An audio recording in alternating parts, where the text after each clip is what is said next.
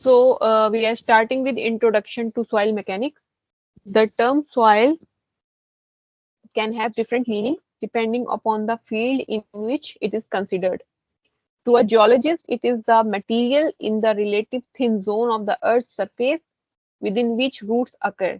ठीक है, अगर जियोलॉजिस्ट से पूछा जाए कि सॉइल क्या चीज है तो वो बताएगा कि it is the part of earth surface, यानी ऊपरी जो लेयर है सरफेस अर्थ की, उस जिसमें रूट्स होती हैं प्लांट्स की एंड ट्रीज की, उसे कहते हैं soil, and which are formed as the products of past surface processes, जो पिछली किसी और प्रोसेस का पार्ट बनकर वो सॉइल क्रिएट हुई है।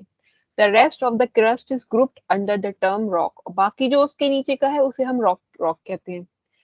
तो ऐसे अलग अलग लोग डिफाइन करते हैं सॉइल को, बट अगर कोई इंजीनियर से पूछा जाए व्हाट इज सॉइल, तो कहेंगे it is a material that can be built on, जिसके ऊपर हम क्या बिल्ड करते हैं, foundation of the building, bridges, या बिल्ट इन, उसके अंदर हम बेसमेंट बनाते हैं, कल्वर्ट्स एंड टनल्स बनाते हैं।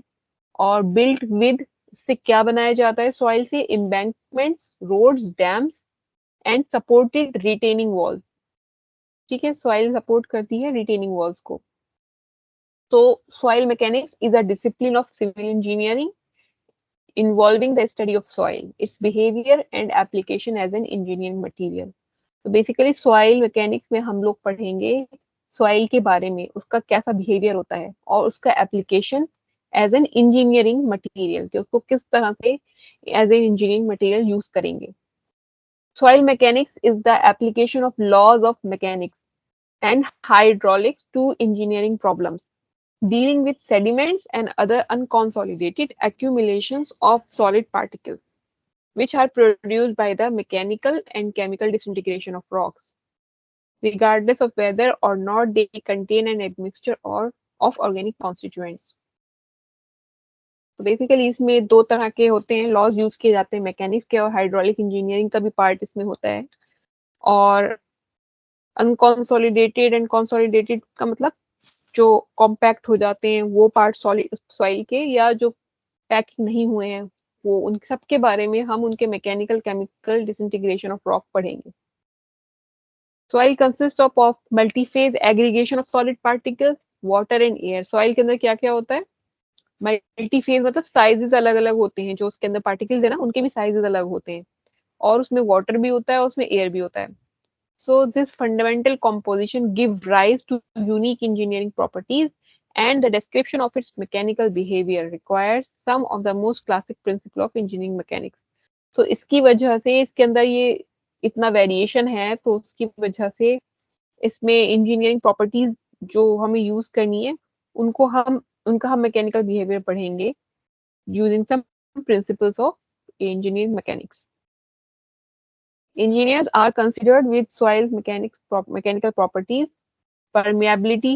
इंजीनियरिंग प्रॉपर्टीज क्या क्या है, परमिएबिलिटी इंपॉर्टेंट है, स्टिफनेस है एंड स्ट्रेंथ। अभी हम आगे पढ़ेंगे कि हम परमिएबिलिटी से क्या मतलब है, स्टिफनेस से क्या मतलब है, स्ट्रेंथ से क्या मतलब है सॉइल की।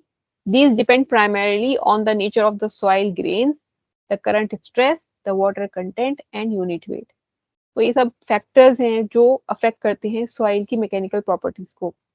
सॉइल का ग्रेन का पार्टिकल कितना कैसा है, उसका स्ट्रेस, उस पर कितना लोड है या वो कितना कंप्रेस्ड है, और उसमें कितना वाटर कंटेंट है, और उसका अपना यूनिट वेट कितना है। ओके, तो अभी जस्ट थोड़ा सा आपको इसका ओवरव्यू दिया जा रहा है, फिर बाद में हम इसको प्रॉपरली इसकी मैकेनिकल प्रॉपर्टीज से पढ़ेंगे।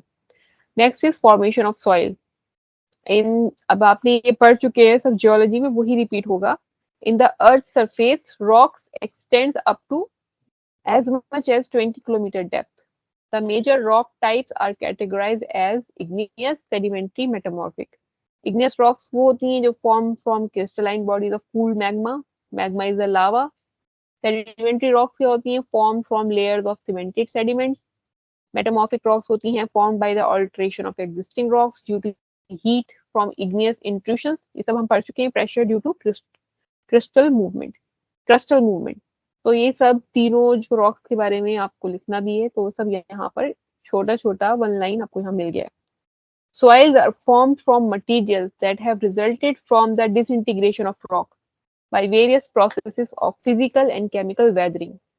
सॉइल कैसे बनता है ये भी पढ़ा हम लोग ने, इरोजन, वो किसी भी रॉक का जो डिसइंटीग्रेशन होता है या कंटिन्यूअस उसके ऊपर जो सरफेस एब्रेजन होता रहता है, उससे जो छोटे-छोटे पार्टिकल प्रोड्यूस होते हैं वो सॉइल बन जाते हैं। तो और वैदिक फिजिकल एंड केमिकल वेदरिंग से भी होता है। The nature and structure of a given soil depends on the processes and conditions that formed it. Next is breakdown of parent rock से बनता है सॉइल। बड़ी रॉक जब टूट जाती है तो उसके जो छोटे-छोटे पार्टिकल हैं वो उसका वेदरिंग होता है, डिकम्पोजिशन होता है और इरोजन होता है। फिर transportation to site of final deposition किसके थ्रू होता है कि ये जो एक जगह से दूसरी जगह सॉइल जो है वो फ्लो करती है, वो ग्रेविटी में होता है, फ्लोइंग वाटर के साथ होता है, आइस के साथ और विंड के साथ। Environment of final deposition. So final deposition कैसे बनता है कि फ्लड प्लेन होता है, रिवर से टेरेस, ग्लेशियल मोरेन, ये सब जो है वो नेचुरल एक्टिविटीज हैं जिनकी वजह से जो है सॉइल का फाइनल डिपोजिशन किसी जगह, एक जगह जाके सॉइल जो है एक पर्टिकुलर टाइप की डिपॉजिट हो जाती है। Subsequent conditions of loading and drainage, little or no surcharge, heavy surcharge due to ice or overlaying deposits, change from saline to fresh water, leaching and contamination। तो ये condition जो है loading and drainage की कैसे होती है, इस little और नो सरचार्ज, हैवी डिस्चार्ज, यानी वाटर अगर ज्यादा आ गया ये कम है तो उसकी वजह से, अगर कम होगा तो वहीं पे सॉइल सेटल्ड हो जाएगी, अगर ज्यादा ड्रेनेज आ रहा है तो सॉइल जो है वो वहां से मूव करेगी। जैसे आपने देखा है पानी के अंदर भी there are trenches, ups and down होते हैं, उसमें लेवल सीधा नहीं होता ना नीचे सरफेस का। तो उसमें जो है जहाँ से पानी के साथ जब सॉइल मूव करती है तो वो पिट्स में वहां पे ठहर जाती है अगर वहां पे लो लाइंग एरिया है। तो सॉइल ओरिजिनेट डायरेक्टली और indirectly from different types of rock.